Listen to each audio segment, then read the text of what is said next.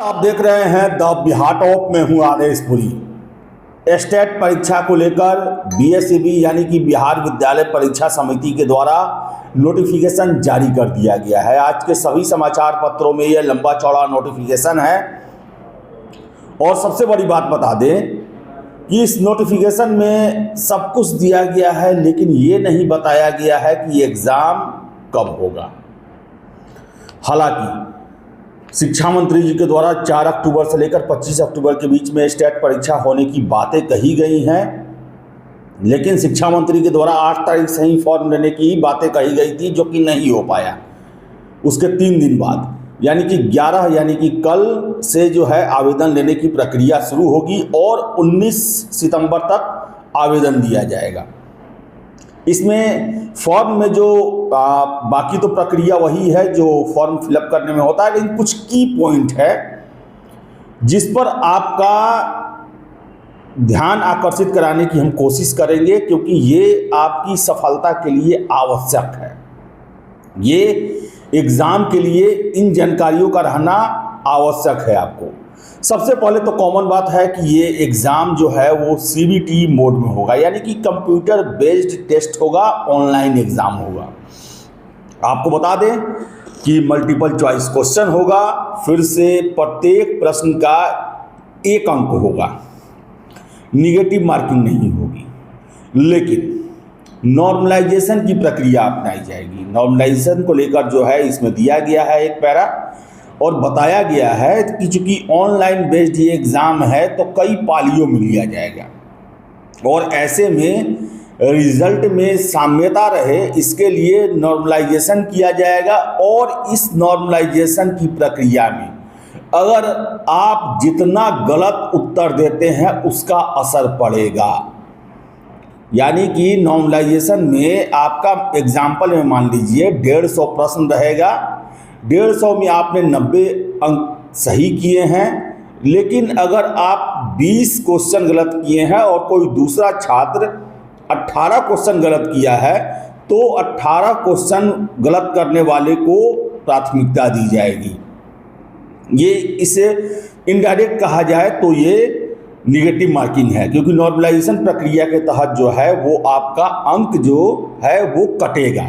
इसके साथ साथ आपको बता दें कि इसमें जो महत्वपूर्ण बातें हैं, सबसे पहली बात है कि फ़ी बहुत ज़्यादा है। और फ़ी जो है वो जनरल कैटेगरी, ईडब्ल्यूएस, पिछड़ा वर्ग और अत्यंत पिछड़ा वर्ग के लिए अगर आप पेपर 1 देते हैं तो 960, दोनों पेपर देते हैं तो 1440, और शेड्यूल ट्राइब, शेड्यूल कास्ट और दिव्यांग के लिए एक पेपर देते हैं तो 760 और दोनों देते हैं तो 1140 आपको देना होगा।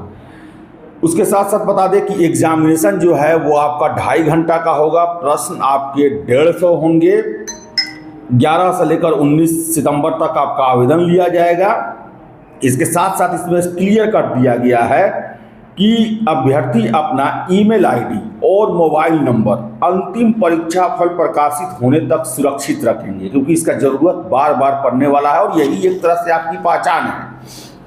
इसके साथ साथ बताएं कि जो आरक्षण है, इसमें आरक्षण का दावा करने वाली विवाहित महिलाओं के लिए है, उनकी जाति और जो अपडेटेड क्रीमी लेयर है, नॉन क्रीमी लेयर सर्टिफिकेट जो है, उसके प्रमाण पत्र के लिए पिता के नाम और पता के लिए निर्गत होने चाहिए, न कि पति के नाम से। कहने का मतलब है कि जाति और जो अपडेटेड क्रीमी लेयर सर्टिफिकेट है वो पिता के नाम और पता से निर्गत होना चाहिए, यानी कि पिता के नाम से आपका जो है वो जाति प्रमाण पत्र और नॉन क्रीमी लेयर सर्टिफिकेट जो है वो बना होना चाहिए।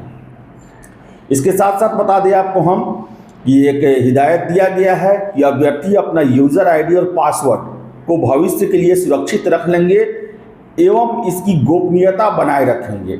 इस यूज़र आईडी एवं पासवर्ड को समिति के कार्यालय में कदापि नहीं भेजें। आपको समिति के कार्यालय में इसे नहीं भेजना है।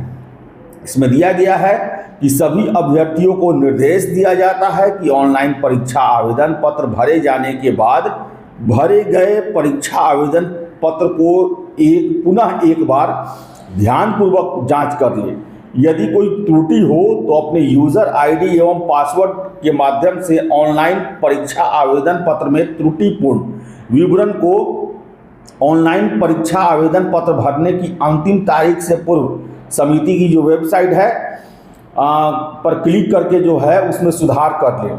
मूल प्रवेश पत्र निर्गत होने के उपरांत किसी भी विवरण में किसी प्रकार का संशोधन मान्य नहीं होगा। फिर उसके बाद है कि आवेदक जो हैं वो शुल्क जमा करने के पश्चात आवेदक अपने आवेदन फॉर्म की एक हार्ड कॉपी सुरक्षित करेंगे एवं डाउनलोड करके सुरक्षित रखेंगे। भरे गए ऑनलाइन परीक्षा आवेदन पत्र में किसी प्रकार की जानकारी गलत पाए जाने पर उम्मीदवारी निरस्त कर दी जाएगी। ये जनरल बात है। तो इसमें जो है मुझे जो सबसे महत्वपूर्ण लगा कि नॉर्मलाइजेशन को लेकर नॉर्मलाइजेशन की प्रक्रिया अपनाई जाएगी। इसमें साफ साफ दिया गया है कि जो नॉर्मलाइजेशन जो होगा वो उदाहरण सहित बताया गया है, जिसको आप पढ़ के जो है अच्छे से समझ सकते हैं। और भले ही निगेटिव मार्किंग नहीं है, लेकिन ज़्यादा गलत करने पर इसका आपके रिजल्ट पर निगेटिव प्रभाव पड़ सकता है। इसको आपको ध्यान में रखना है। तो चलिए, शुभकामना है। लंबी लड़ाई के बाद आपको स्टेट परीक्षा TRE 4 से पहले देने का मौका मिला, नोटिफिकेशन भी जारी हो गया और शुभकामनाएं हैं। फॉर्म को अच्छे से फिलअप करेंगे, बैठकर ध्यान देकर, कोई गड़बड़ी ना हो। और जो जो निर्देश दिए गए हैं पूरा आप पहले विज्ञापन को अच्छे से पढ़ेंगे और उसके बाद फॉर्म को अपने सामने फिलअप करवाएंगे। कोई हड़बड़ी नहीं, क्योंकि ये पात्रता परीक्षा है। इसी के आधार पर आप शिक्षक बनेंगे, शिक्षक बनने की भर्ती प्रक्रिया में शामिल होंगे। तो ये बहुत ही आवश्यक है। शुभकामनाएं हैं और हर एक अपडेट आपको हम देते आए हैं, आगे भी देते रहेंगे। तैयारी में लग जाए और शिक्षक बनने का अपना सपना जो है वो जल्द से जल्द पूरा करें। वीडियो पसंद आए लाइक शेयर करें। हमारे चैनल द बिहार टॉप को सब्सक्राइब जरूर कर लें, क्योंकि यहीं से आपको सबसे पहले सबसे सटीक जानकारी मिलते रही है और मिलते रहेगी। बहुत बहुत धन्यवाद।